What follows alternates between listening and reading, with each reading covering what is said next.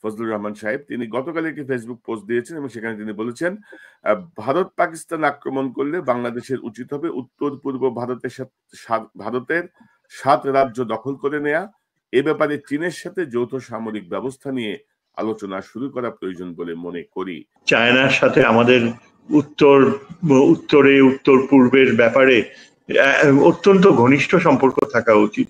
আমরা আশা করব, আমি শুনেছি একটা ভার্সন যে প্রফেসর ইউনুস নাকি চীনে যখন গিয়েছিলেন, চীনের প্রেসিডেন্টের সাথে আপনার এই বিষয়টা নিয়ে আলোচনা হয়েছে যে আমরা এই যে বার্মা অ্যাকর্ডে ওইখানে পূর্বে মায়ানমারে যে পদক্ষেপগুলো নিচ্ছি এগুলো আমাদের না নিয়ে উপায় নাই।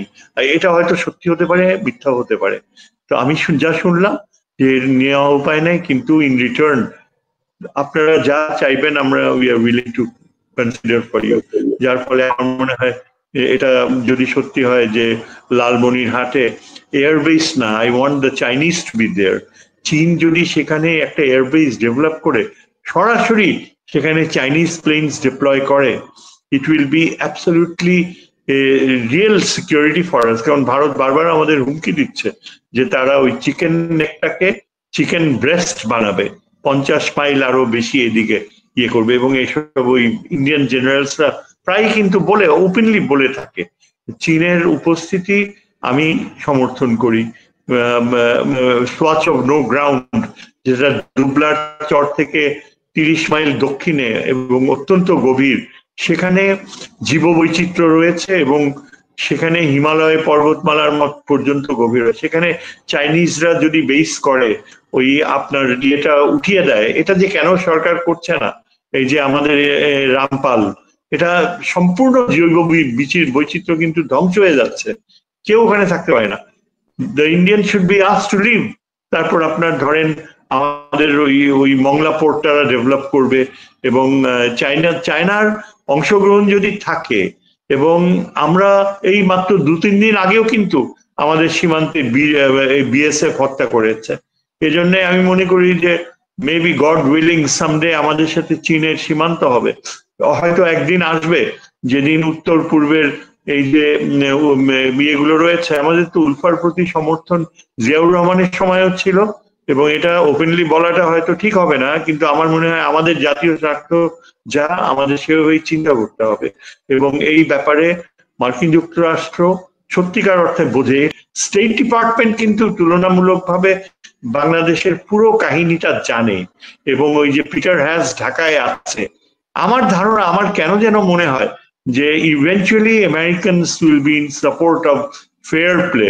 হয়তো ইভেন্চুয়ালি তারা ভারত আমাদের যে অন্যায় করেছে, আমাদের ইনস্টিটিউশন গুলা যেভাবে ধ্বংস করেছে, আমাদেরকে যেভাবে অপমানিত করেছে, তার প্রতিশোধ নিতে চাইলে আমেরিকানরা আমাদের প্রতি অনেক টলারেন্ট হবে। এবং এই জন্যই চীনের সাথে আমাদের যে বিশেষ যে একটা সম্পর্ক করতে যাচ্ছি, আমরা যদি চায়নাকে একটা এয়ারবেসও দেই লালমনিরহাটে, আমার মনে হয় Americans will be understanding towards ইট।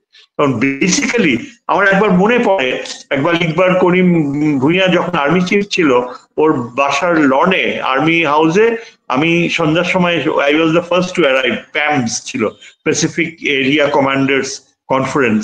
তখন আমেরিকান এই প্যাসিফিক কমান্ডার, একজন লেফটেন্যান্ট জেনারেল, ফার্স্ট আর্মার ডিভিশনের commander, he was sitting alone. তো ইকবাল আমাকে ডাইকা বললো যে শহীদ ভাই, আপনি ওনার সাথে যে একটু কথা বলেন। তা আমি বসলাম।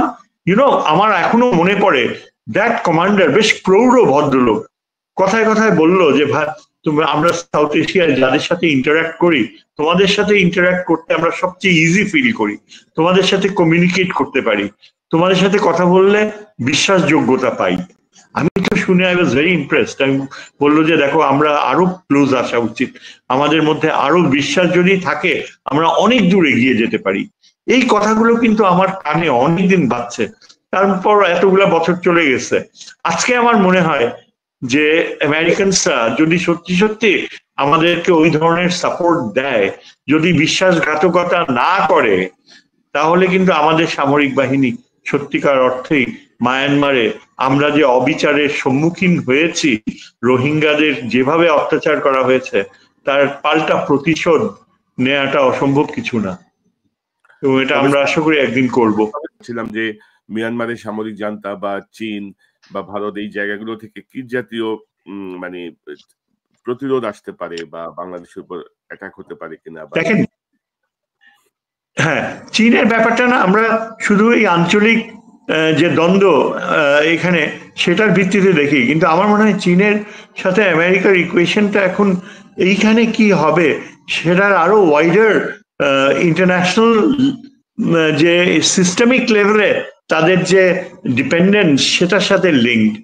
আমরা জানি যে ট্রাম্প কিভাবে চীনের উপর এক খুব ডিফিকাল্ট ট্যারিফস ইম্পোজ করেছিল, তারপর এখন আস্তে আস্তে দেখা যাচ্ছে যে আমেরিকা ইজ ব্যাকিং অফ, চীনের সাথে একটা রিয়ালিস্টিক অ্যাপ্রেইজেলে আসছে।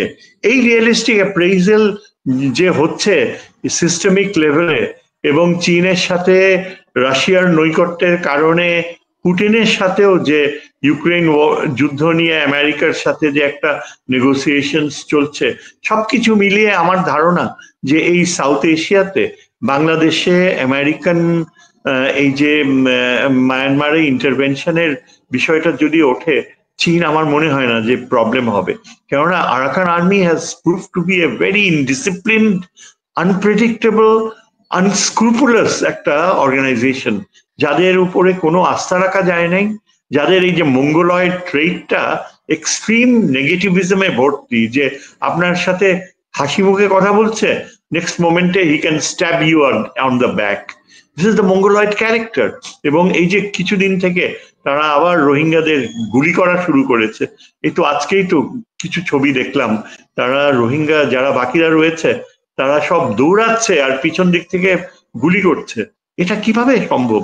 যদি আরাকান আর্মির সাথে আলোচনা হয়ে থাকে মার্কিন যুক্তরাষ্ট্রের, যদি বাংলাদেশে তাদের জেনারেলসরা এসে তারাও যদি কথা বলে থাকে, এমনকি এই যে তারা 10 মাইল ভিতরে ঢুকে সেলিব্রেট করলো বিজিবির পাহারা, যেটাকে আমি মনে করি যে এটা একটা কোয়াইট রিকগনিশন যে আরাকান আর্মিকে আমরা অনেক সুবিধা দিচ্ছি, লিওয়ে দিচ্ছি, টলারেন্স চোখে দেখছি, তারা এখানে এসে তাদের জ্ঞাতি, তারা আত্মীয়তা করছে, বিয়ে করছে, সবকিছুকেই আমরা এখানে একসেপ্ট করে নিচ্ছি অ্যাজ সফট বাউন্ডারিজ। এগুলো তো উদ্দেশ্য রয়েছে। কিন্তু আরাকান আর্মি যদি তাদের মানে পুরা রাখাইনে তো অনেকটা ফ্যামিন কন্ডিশনস প্রিভেল করছে, তারা কেয়ারও করে না যে ইয়ে করবে কিনা, যে মানুষ খেয়ে পড়ে ঠিক মতো বাঁচবে কিনা। তবে এইটুকু শোনা গিয়েছে যে যদি বাংলাদেশ বা জাতিসংঘ যদি রিসোর্সেস প্রোভাইড করে, যদি আরাকানকে লেজিটিমেসি দেয়া আন্তর্জাতিক ক্ষেত্রে, সেখানে যদি জাতিসংঘ বাংলাদেশ গ্রহণযোগ্যতার রোল প্লে করে, তাহলে নাকি তাদের আপত্তি থাকবে না রোহিঙ্গাদের ফেরত নিতে। এবং আমাদের তো এখানে এই যে সামরিক অংশগ্রহণ বা এতখানি সমালোচনা সত্ত্বেও বাংলাদেশের সামরিক বাহিনী যদি আদৌ মায়ানমারে প্রবেশ করে, তার মূল উদ্দেশ্য, আলটিমেট এন্ড হচ্ছে যে রোহিঙ্গাদেরকে অনারেবলি বাঁচার সুযোগ করে দেয়া। এবং তার চেয়েও আরো গুরুত্বপূর্ণ দিক হচ্ছে, আমি যেটা মনে করি যে আমাদের সামরিক বাহিনীর একটা স্থায়ী ফুটহোল্ড মায়ানমারের এই সীমান্ত অঞ্চলে, কোস্টাল রিজনে থাকবে। অপরদিকে এই যে রোহিঙ্গাদের প্রতি এতদিন থেকে এই আওয়ামী গভর্নমেন্ট, আওয়ামী লীগের সরকার যে হস্টিলিটি এবং তাদেরকে যে একটা ন্যারেটিভ দিয়ে পুরোপুরি ট্রিপল করে রেখেছিল, সেখান থেকে কিন্তু রোহিঙ্গাদের সেকেন্ড জেনারেশন, যারা এখন 19 বছর থেকে নিয়ে 35 বছর পর্যন্ত, এরা কিন্তু এখন যাচ্ছে শত শত ছুটে যাচ্ছে মায়ানমারে। তারা বলছে যে আমরা যুদ্ধ করে আমাদের দেশ স্বাধীন করব। এই ধরনের স্লোগান কিন্তু আগে কখনো তাদের কাছে আসেনি। This sort of slogan makes it possible যে আমাদের সরকার, সামরিক বাহিনীও হয়তো চিন্তা ভাবনা করবে, কেননা আরাকান আর্মির মতো একটা ইনডিসিপ্লিন ফোর্স আমাদের পাশে থাকুক, আমাদের বর্ডারে থাকুক, এটা কিন্তু আমাদের নিরাপত্তা হুমকি। কাজেই একটা রোহিঙ্গার যদি একটা reasonably powerful military set up বা মিলিশিয়া সেট আপ গড়ে ওঠে, এবং এরা যদি বাফার হিসাবে ইভেন্চুয়ালি থাকে আরাকানের আমাদের এই সীমান্ত অঞ্চলটায়, তাদের সংখ্যা যদি 50,000 হওয়াটা কিন্তু অসম্ভব কিছুই না। They have the youth. আমি তো শুনেছি যে তাদের ট্রেনিং চলছে এবং তারা হয়তো খুবই দ্রুত একটা শক্তিতে পরিণত হতে পারে। এবং আরাকান আর্মি তখন এই রোহিঙ্গাদের সেটেলমেন্ট, হ্যাবিটেশন, আমার কথা হচ্ছে রোহিঙ্গারা যতদিন না নিজের পায়ে দাঁড়ায়, রোহিঙ্গাদের সেটেলমেন্টস ডেভেলপ করা, স্থায়ীভাবে থাকা, সেটা কখনো গড়ে উঠবে না। তবে আমাদের সামরিক বাহিনীর একটা মূল উদ্দেশ্য হচ্ছে যে আমরা যেন ভারতের হাতে নিগৃহীত না হই বঙ্গোপসাগরে, এবং আমাদের সীমান্ত যেন প্রোটেক্টেড থাকে। কোনোভাবেই যেন ভারত আরাকান আর্মিকে মিসলিড করে আমাদের নিরাপত্তা ও সামরিক বাহিনীর যে কমিটমেন্ট সেটাকে যেন ব্যাহত না করতে পারে। কাজেই there is a overall long term obligation of the military establishment. তাদের জন্য এটা একটা বড় পরীক্ষা, কারণ 16 বছর সামরিক বাহিনীর ইমেজ সাফার করেছে এই দেশে। এবং এই যে এখন যে যদি সত্যি বাস্তবতা হয়, আমার কাছে এখনো কিন্তু কল্পনা মনে হয়, মানে it's too good to be true. আমার মনে হয় সত্যি কি আমি দেখবো আমার সামরিক বাহিনী মায়ানমারে যাচ্ছে, সত্যি কি দেখবো যে তাদের যে উৎকর্ষটা তারা প্রমাণ করবে। আমেরিকার কাছে আমাদের ইমেজ কোথায় চলে যাবে সামরিক বাহিনীর, মানে বাংলাদেশের সামরিক বাহিনীর ইন্টারন্যাশনাল ইমেজ অনেক উঠে যাবে। কিন্তু এই স্টুপিড পলিটিশিয়ানস গুলা এটাকে এই বাস্তবতাটাকে কিন্তু কিছুতেই, তারা নিজেদের স্বার্থে রয়েছে। তাদের চিন্তা হলো যদি একবার সামরিক বাহিনী সাকসেস অ্যাচিভ করে, ইউনূস সাহেব পপুলার হয়ে 5 বছর থেকে যাবে। এটাই কিন্তু ওদের আসল problem. They are very selfish. তো না, জবাব তো আমি পেয়ে গেছি। আমি জাস্ট কুইক দুটা কোশ্চেন ছিল, যে একটা হচ্ছে আমাদের রাজনৈতিক ঐক্যমত্যের কোনো প্রয়োজন আছে কিনা এখানে, আর হচ্ছে সেনাবাহিনীর উপরে আমরা আস্থা রাখছি, কিন্তু সেনাবাহিনীর উপরে একটি অংশের উপরে, বা ধরেন হাতে গোনা একটা নাম্বারের উপরে ভারতের যে প্রভাব, সেই প্রভাবটা কতটুকু কাটিয়ে উঠতে পারবে, আপনি কতটুকু আস্থাশীল স্যার এটার ব্যাপারে? আমার মনে হয় এটা কাটিয়ে উঠতে পারবে, কারণ এখন কিন্তু যত দিন যাচ্ছে ততই উইদিন দ্য মিলিটারি এস্টাবলিশমেন্ট, এই যে আমার ইন্টারনাল একটা দাবি উঠেছে এখন যে অন্যান্য সব ক্ষেত্রে কমিশন করা হলো, সামরিক বাহিনীর ক্ষেত্রেও একটা কমিশন হওয়া উচিত। আমরা কয়েকজনে এই বিষয়টা তুলেছি যে কনস্টিটিউশনে এই যে ইকবাল করিম ভূঁইয়ার সময় সামরিক বাহিনীকে কোনোভাবে ইন্টারভেনশন করার অধিকার কেড়ে নেওয়া হলো, এবং এমনও ভয় দেখানো হলো সেখানে ইন রাইটিং, যেটা অ্যাবসলিউটলি ইলিগাল। কারণ সামরিক বাহিনী হচ্ছে, it is the symbol of sovereignty. Supreme court যেমন ultimately the protector of law, সামরিক বাহিনী হচ্ছে ultimate protector of the sovereignty. সেখানে তার ইন্টারভিন করার নিজস্ব অধিকার কখনো কনস্টিটিউশন কেড়ে নিতে পারে না। এবং আওয়ামী লীগ যেটা করেছে, সামরিক বাহিনীর অধিকার কেড়ে নিয়েছে, এটা আনপ্রোটেস্টেড হয়েছে। ইকবাল করিম ভূঁইয়া তো আমারই ক্যাডেট কলেজের, আমি ওকে ইনডিরেক্টলি বলেছি, হি ডিড নট সাকসিড। আমি ব্লেম করবো না, he has writes his memoirs, but I wish with his talent and brilliance সে যদি প্রিভেন্ট করতে পারতো যে কোনোভাবেই কনস্টিটিউশনে সামরিক বাহিনীর ইন্টারভেনশনের অধিকারে আওয়ামী লীগ সরকার হাত দিতে পারবে না। এই জিনিসটা যে কত ইম্পর্টেন্ট ছিল। মানুষ, সাধারণ মানুষ তো সামরিক বাহিনীর দিকেই তাকিয়ে থাকে যখন ডেমোক্রেসি ধ্বংস হয়ে যায়, যখন করাপশন এক্সট্রিমে যায়। সেই 2012 থেকে বারবার আমরা চিন্তা করে আসছিলাম কেন আর্মি টেক ওভার করে না, কেন আর্মি টেক ওভার করে না। আর ইকবাল করিম ভূঁইয়া খালি বারবার বলে আসছে যে আমি কোনো কনস্টিটিউশনের বাইরে যাব না। তো তুমি কনস্টিটিউশনের বাইরে যাবা না, ভালো কথা, কিন্তু এগুলো কনস্টিটিউশনের হতে দিলা কেন? এবং আমি এই জন্যই মনে করি এখনো প্রচন্ড ভাবে চাপ দেওয়া উচিত। সামরিক বাহিনী পারবে না কেন? সামরিক বাহিনী অধিকার থাকবে, কনস্টিটিউশনের লেখা থাকবে যে যদি এমন কোনো সিচুয়েশন হয় যে সামরিক বাহিনী মনে করে যে বৃহত্তর জনগণের নিরাপত্তার জন্য, দেশের গণতন্ত্রের জন্য এবং ন্যায় বিচারের স্বার্থে সামরিক বাহিনীকে হস্তক্ষেপ করতে হবে, অবশ্যই সামরিক বাহিনী হস্তক্ষেপ করবে, এবং সেখানে সিভিলিয়ান গভর্নমেন্ট কোনোভাবে দিস ইজ অ্যাবসলিউটলি এসেনশিয়াল। তা না হলে ইন্ডিয়ানসরা আমাদের এইভাবে আমাদের স্বাধীনতাকে কেড়ে নিয়ে যেতে পারে, আবার কেড়ে নিবে।